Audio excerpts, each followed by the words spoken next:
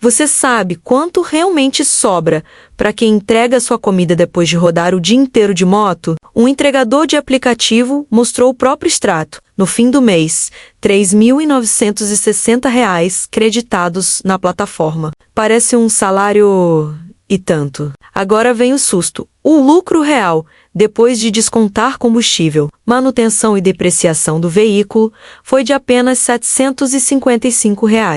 Não é erro de conta, é a diferença entre faturamento bruto e o que realmente sobra. Uma distinção que a maioria dos entregadores só aprende na prática, depois de já ter rodado meses acreditando no número errado. E se eu te disser que, do outro lado da mesma transação, o restaurante que preparou aquele pedido também saiu perdendo, pagando entre 152% e 26,2% de comissão sobre o valor bruto da venda, não sobre o lucro. Duas pontas da mesma corrente, os dois lados descontentes, e um único personagem no meio que nunca cozinhou um prato nem pedalou 1 quilômetro sequer, lucrando com ambos ao mesmo tempo. Possuir um aplicativo de entrega no Brasil de 2026 significa exatamente isso: dominar a arte de cobrar pedágio. Dos dois lados da mesma estrada, possuir um aplicativo de entrega parece, à primeira vista, um negócio de tecnologia simples. Você constrói um aplicativo, conecta restaurante e cliente e cobra uma taxinha no meio. Só que a engenharia financeira por trás disso é muito mais sofisticada. A plataforma nunca assume o risco de produzir comida, nem o risco de rodar de moto na chuva. Ela assume exclusivamente o risco de conectar oferta e demanda, e cobra por essa conexão de ambos os lados simultaneamente. Um modelo que os economistas chamam de plataforma de dois lados, onde cada grupo de usuário paga uma fatia diferente da mesma transação. Diferente de um restaurante tradicional, que precisa financiar estoque, equipamento de cozinha e folha de pagamento, antes mesmo de vender o primeiro prato. A plataforma de entrega financia apenas servidor, tecnologia e uma estrutura relativamente enxuta de suporte ao usuário, terceirizando para restaurante e entregador praticamente todo o custo físico de produzir e transportar o produto final.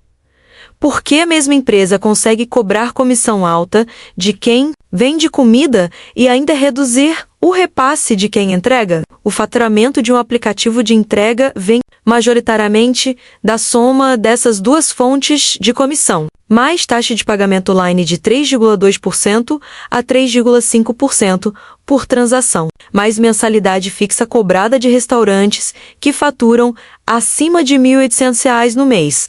Um restaurante com margem operacional de 30% paga a comissão sobre o valor bruto do pedido, antes de qualquer desconto de custo, o que significa que o impacto real sobre a margem de lucro líquida final é sempre maior do que o percentual anunciado. Sugere um exemplo prático ilustra bem essa distorção.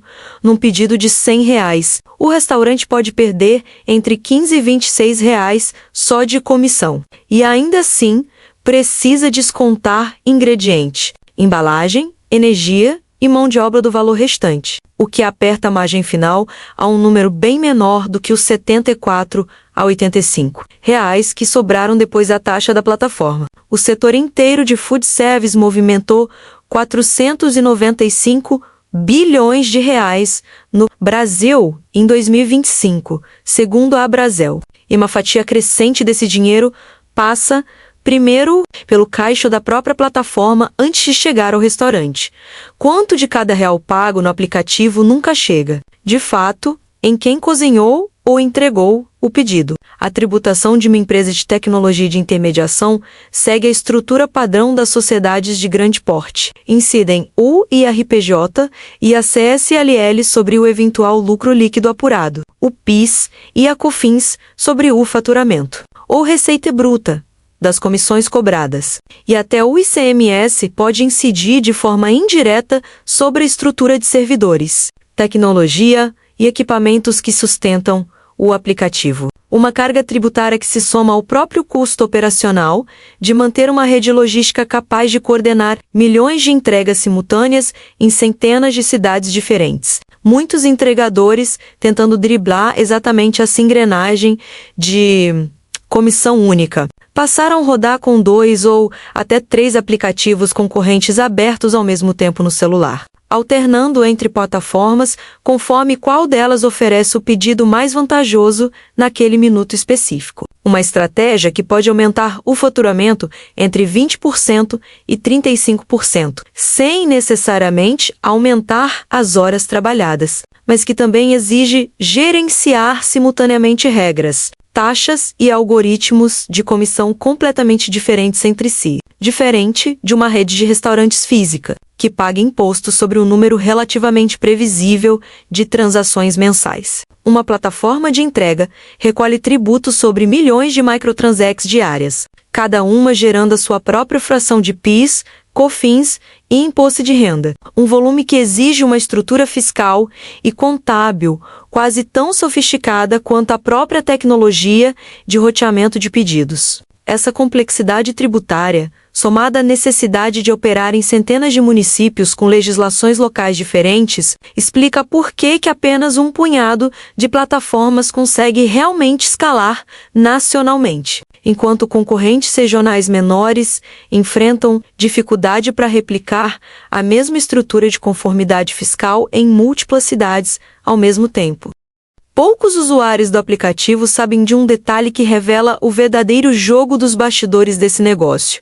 O entregador independente paga cerca de 27% de comissão sobre cada corrida, mas pode assinar um plano pago, algo em torno de R$ 49,9 mensais, para reduzir essa comissão para aproximadamente 20%. Mas quem, exatamente, decide quanto vale cada entrega específica em cada minuto do dia? Um algoritmo que leva em conta a distância, tempo estimado, demanda da região naquele momento e até o histórico de aceitação do próprio entregador. Uma fórmula que fica praticamente invisível para quem está decidindo, em segundos, se aceita ou recusa aquele pedido. Discussões recentes sobre um piso mínimo de R$ 10 por entrega e sobre regras de transparência algorítmica mostram que nem o próprio mercado conseguia, até pouco tempo atrás, explicar com clareza essa lógica. Isso significa que a própria plataforma criou um produto financeiro dentro do produto logístico,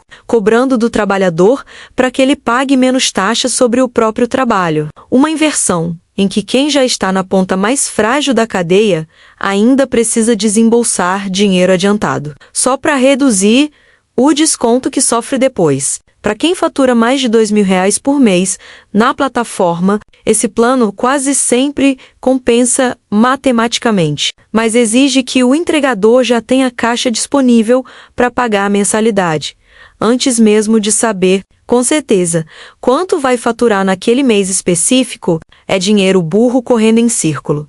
Um entregador paga a assinatura para pagar menos comissão. O restaurante paga a comissão sobre valor que nunca incluiu o próprio custo de produção. E o consumidor final absorve parte desse custo total no preço final do prato, sem nunca ver, com clareza, quanto de cada real pago realmente chegou em quem preparou ou entregou a comida.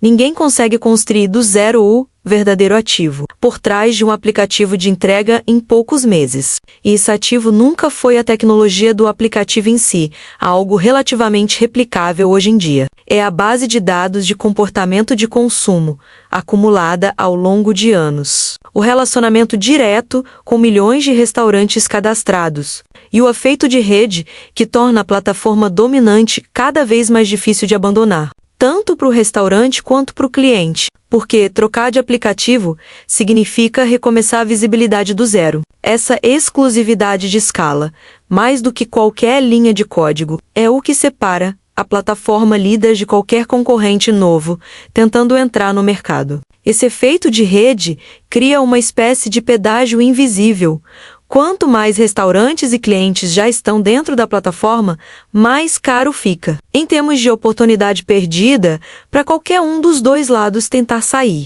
Restaurantes que tentam reduzir dependência, criando canal próprio de vendas via WhatsApp ou site direto. Relata uma economia de mais de R$ 24 mil por ano numa operação de apenas 200 pedidos mensais. Prova de que a comissão cobrada pela plataforma não é pequena, mesmo quando parece só uma porcentagem discreta na tela de configuração do cardápio. Ainda assim, a grande maioria continua dependente do aplicativo principal, porque a visibilidade de estar listado onde o cliente já procura vale. Para muitos donos de restaurante, mais do que a economia teórica de sair sozinho, é a mesma lógica que mantém pequenos comerciantes presas a shopping centers com aluguel caro.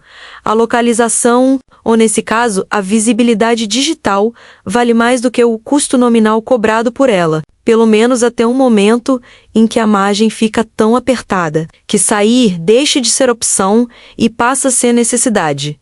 O cliente que pede comida pelo celular, satisfeito com a entrega rápida, nunca imagina que está participando de uma equação em que 3 partes, restaurante, entregador e plataforma, disputam fatias da mesma transação, e apenas uma delas, a plataforma, participa de todas as transações do mercado ao mesmo tempo, sem nunca afetar um único hambúrguer ou pedalar um único quilômetro. Restaurante calcula margem depois da comissão. Entregador calcula lucro depois do combustível. Cliente só vê o preço final na tela, sem nenhuma dessas duas contas aparecerem. 3 participantes, 3 planilhas completamente diferentes, todas alimentando o mesmo aplicativo. O verdadeiro império do delivery brasileiro nunca esteve na cozinha, nem na moto. Está na capacidade de estar presente, cobrando uma fatia em cada uma das milhões de transações que acontecem todos os dias, enquanto quem produz e quem entrega segue calculando, no fim do mês,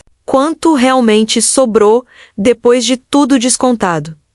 Se você curtiu entender os bastidores desse tipo de negócio, deixa o like, comenta se você já pediu ou já entregou por aplicativo, e não esquece de se inscrever no canal, porque toda semana tem economia real, sem filtro, explicando o setor que a maioria das pessoas nunca para pensar. Um abraço e até a próxima.